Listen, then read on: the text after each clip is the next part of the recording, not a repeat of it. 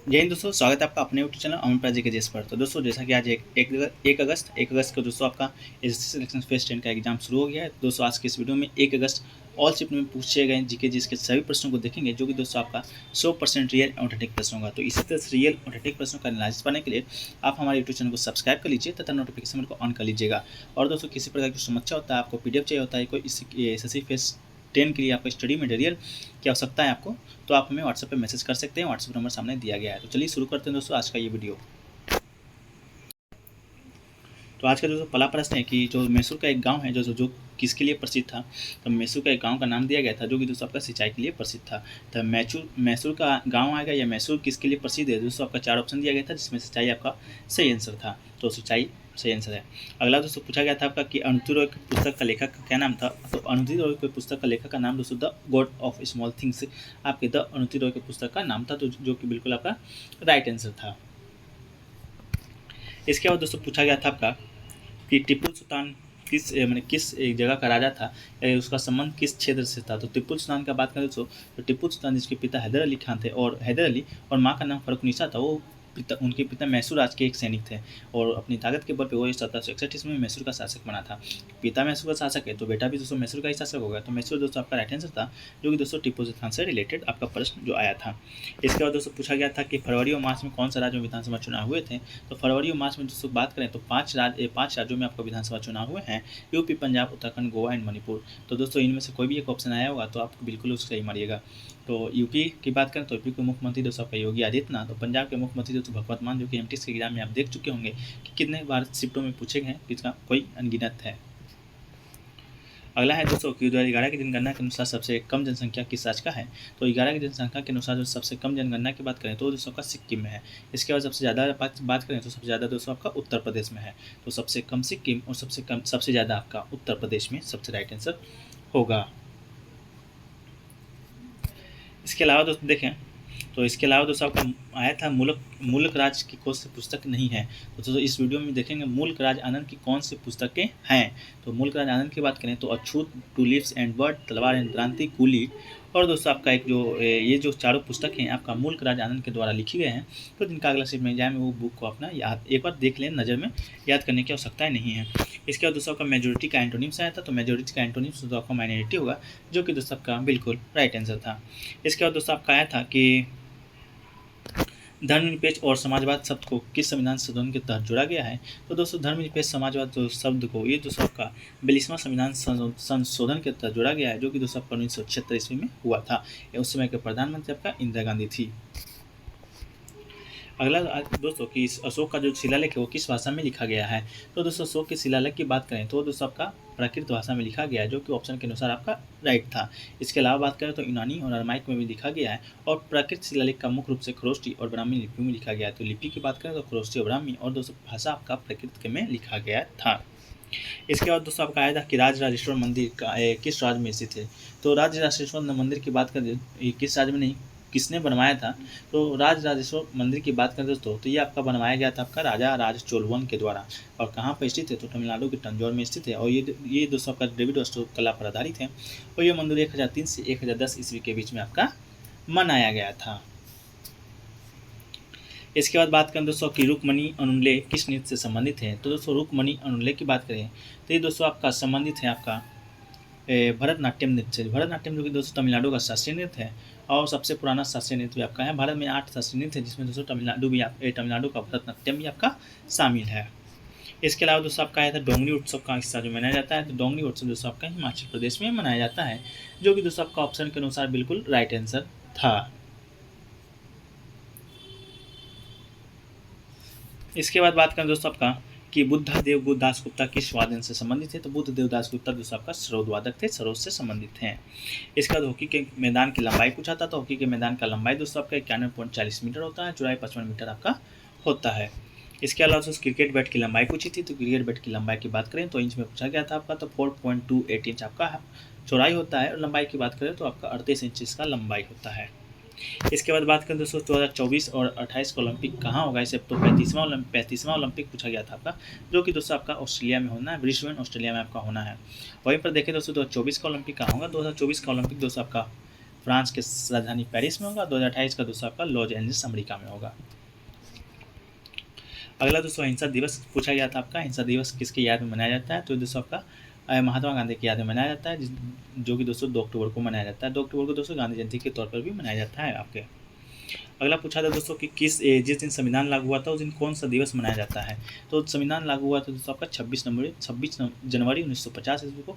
उस दिन दोस्तों आपका गणतंत्र दिवस भी मनाया जाता है। तो 26 जनवरी 1950 को लागू हुआ था, लेकिन संविधान सभा के द्वारा 26 नवंबर 1949 ईस्वी को आपका अपना लिया गया था। उसी दिन दोस्तों आपका संविधान दिवस मनाया जाता है। आपका आंसर में 26 जनवरी 1950 था, जो कि दोस्तों बिल्कुल राइट आंसर था। इसके बाद दोस्तों डिस्ट्रीब्यूट का सिनोनिम पूछा था। तो दोस्तों आपका डिस्ट्रीब्यूट का सिनोनिम्स दोस्तों आपका डिस्ट्रीब्यूट का डील, डिस्पेंस, डिवाइड एंड डोल आउट दोस्तों ये आपका डिस्ट्रीब्यूट का सिनोनिम्स है, क्योंकि दोस्तों आपको याद रखने की जरूरत है अगले शिफ्टों में आने के लिए, जो जाइएगा एग्जाम देने तो जरूरत पड़ेगी। अगला जमात खाना मंदिर मस्जिद किस राजवंश ने बनाया था? तो दोस्तों जमात खाना जो मस्जिद है वो दोस्तों आपका खिलजी वंश के साथ खिज खा के द्वारा बनवाया गया था। तो आपका वंश खिलजी था। कब बनवाया गया था दोस्तों? 1315 से 1325 ईस्वी का समय माना जाता है। अगला दोस्तों हरिश्चंद्र समुद्रगुप्त का दरबारी कवि था। तो ये प्रश्न आया था कि हरिश्चंद्र किसके दरबारी कवि थे? तो दोस्तों हरिश्चंद्र समुद्रगुप्त का दरबारी कवि था। वह 4वीं शताब्दी के संस्कृत कवि, राजनीतिक और सरकार के मंत्री भी थे। अगला दोस्तों तैमूर का आक्रमण कब हुआ था? तो तैमूर का आक्रमण दोस्तों आपका नसीरुद्दीन मोहम्मद के समय हुआ था 1398 ईस्वी में। तो दोस्तों 1398 ईस्वी में आपका तैमूर का आक्रमण हुआ था।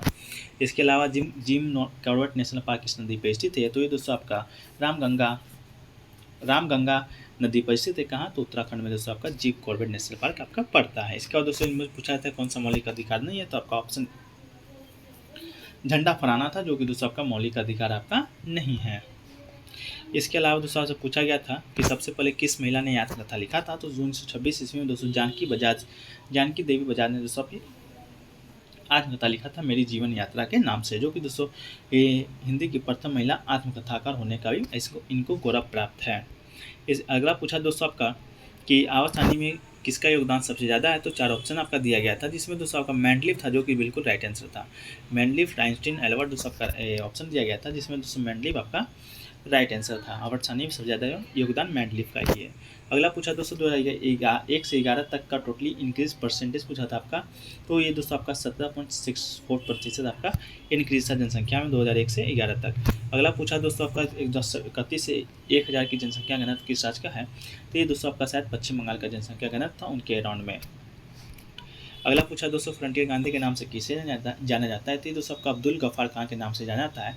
अब्दुल गफ्फार खान दोस्तों फ्रंटियर गांधी भी कहा जाता है। इसके अलावा दोस्तों कर्नाटक के राज्यपाल पूछा था। तो कर्नाटक के राज्यपाल दोस्तों आपका कौन है? तो थावरचंद गहलोत दोस्तों आपका कर्नाटक के राज्यपाल थे। इसके अलावा दोस्तों पूछा गया था अली अकबर खां का संबंध किस वाद्यंत्र से है? तो दोस्तों अली अकबर खां का संबंध है दोस्तों आपका जाने माने सरोद वादक थे। तो दोस्तों सरोद वादक आपका बिल्कुल राइट आंसर होगा।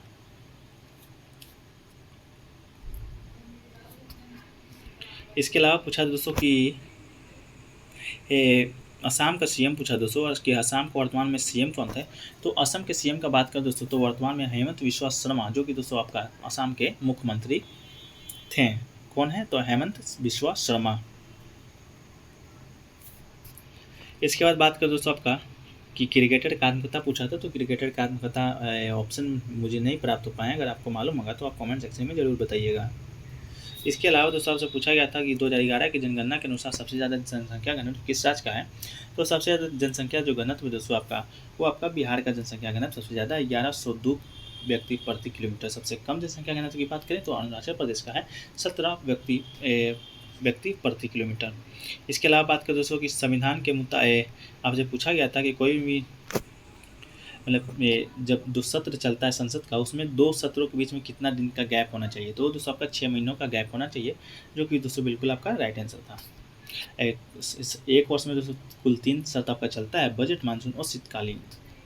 और बजट सत्र की शुरुआत दोस्तों राष्ट्रपति के संसद के संयुक्त सत्र को संबोधित करता है, उसी के साथ आपका बजट सत्र शुरू होता है। इसके अलावा दोस्तों राणा प्रताप सागर बांध किस नदी पर है? तो दोस्तों राजस्थान के रावटभाटा चंबल नदी पर स्थित है आपका राणा प्रताप सागर बांध। इसके अलावा दोस्तों आपको पूछा था कि इल्तुतमिश ने जो तीतर का सिक्का चलाया था वो किस धातु का था? तो ये दोस्तों आपका चांदी का था, जो कि बिल्कुल आपका राइट आंसर था। अगला पूछा था दोस्तों आपका कि गोंड जनजाति है जो कहीं कहाँ पाई जाती है मुख्यतः? फिर दोस्तों आपका मध्य प्रदेश, छत्तीसगढ़, महाराष्ट्र, आंध्र प्रदेश, गुजरात, झारखंड, कर्नाटक, तेलंगाना, उत्तर प्रदेश, पश्चिम बंगाल और उड़ीसा में के क्षेत्रों में आपका गोंड जो जनजाति पाई जाती है। इसके बाद महाराणा प्रताप कहाँ के राजा थे? तो महाराणा प्रताप दोस्तों मेवाड़ के राजा थे, जो कि हल्दी घाटी का युद्ध हुआ था महाराणा प्रताप और अकबर के बीच 1575 ईस्वी में। अगला है दोस्तों आपका कि आर्टिकल 130 का संबंध किससे? तो आर्टिकल 130 का संबंध दोस्तों आपका दिल्ली में सर्वोच्च न्यायालय की स्थान घोषित करना आपका आर्टिकल 130 से संबंधित है। इसके अलावा भारतीय राष्ट्रीय कांग्रेस का दोस्तों पहला अधिवेशन कब हुआ था? तो दोस्तों 28 दिसंबर 1885 ईस्वी को कहाँ हुआ था? तो दोस्तों आपका मुंबई में हुआ था। कितने लोग पार्टिसिपेट हुए थे? तो 72 लोग। संस्थापक आपका ए.ओ. ह्यूम थे और दोस्तों प्रथम अध्यक्ष व्योम चंद बनर्जी थे। अगला दोस्तों की राज्यसभा का सदस्य कोई मनोनीत होता है तो कितने बार किसी पार्टी का सदस्यता ग्रहण करना होगा? तो आपका 6 महीना दोस्तों आपका राइट आंसर होगा। इसके अलावा दोस्तों बिरजू महाराज का संबंध पूछा था, तो ये दोस्तों आपका कथक नृत्य से संबंधित है और कौन सा घराना? तो आपका लखनऊ घराने से ये संबंधित है। इसके अलावा दोस्तों लखनऊ समझौता पूछा था, तो लखनऊ समझौता दोस्तों आपका 1916 ईस्वी में हुआ था आपका लखनऊ समझौता। इसके अलावा दोस्तों पूछा था अंडे में कौन सा विटामिन नहीं होता है? तो अंडे में दोस्तों आपका विटामिन सी होता है, जो कि दोस्तों आपका अंडे में नहीं पाया जाता है। और दोस्तों इसके अलावा कार्बोहाइड्रेट भी होता है, जो कि अंडे में नहीं पाया जाता है। इसके अलावा जो विटामिन ए है, ई है और B12 दोस्तों आपका भरपूर मात्रा में अंडे में पाया जाता है। इसके अलावा मौलिक कर्तव्य की समिति की सिफारिश में शामिल किया गया है, तो दोस्तों स्वर्ण सिंह समिति के सिफारिश पर शामिल किया गया था 42वें संविधान संशोधन 1976 के अंतर्गत। अगला पूछा था दोस्तों आपका कि कुल्लू घाटी कहाँ स्थित है? तो कुल्लू घाटी दोस्तों आपका हिमाचल प्रदेश राज्य में स्थित है कुल्लू घाटी। इसके बाद दोस्तों जब ममता बनर्जी शपथ ले रही थी मुख्यमंत्री का, तो उस समय बंगाल का गवर्नर पूछा था, तो दोस्तों आपका जयदीप धनखड़ दोस्तों उस समय के गवर्नर जनरल थे। इसके बाद मिशन इंद्रधनुष 3.0 क्या है? तो ये दोस्तों आपका कोविड-19 महामारी से टीका लगाने का आपका एक कार्यक्रम है, जो कि दोस्तों गर्भवती महिलाओं और बच्चों को लगाने का किया गया था। तो कोविड-19 टीकाकरण से आपका संबंध है इंद्रधनुष 3.0। इसके अलावा दोस्तों आपका तमिलनाडु का नृत्य पूछा था, तो भरतनाट्यम दोस्तों आपका राइट आंसर था, जो कि तमिलनाडु का नृत्य था। इसके अलावा दोस्तों आज़ादी के समय भारत की साक्षरता दर तो वो आपका 12% है, जो कि लगभग बढ़कर दोस्तों आपका 74% हो गई है। अगला दोस्तों पूछा था आपका 2011 के अनुसार भारत का साक्षरता दर तो आपका 74.04% आपका राइट आंसर है। 1947 बात करती है दोस्तों आपका 18% है। इसके बाद दोस्तों आपका राष्ट्रीय मतदाता दिवस कब मनाया जाता है? तो ये दोस्तों आपका प्रत्येक वर्ष 25 जनवरी को राष्ट्रीय मतदाता दिवस के रूप में मनाया जाता है।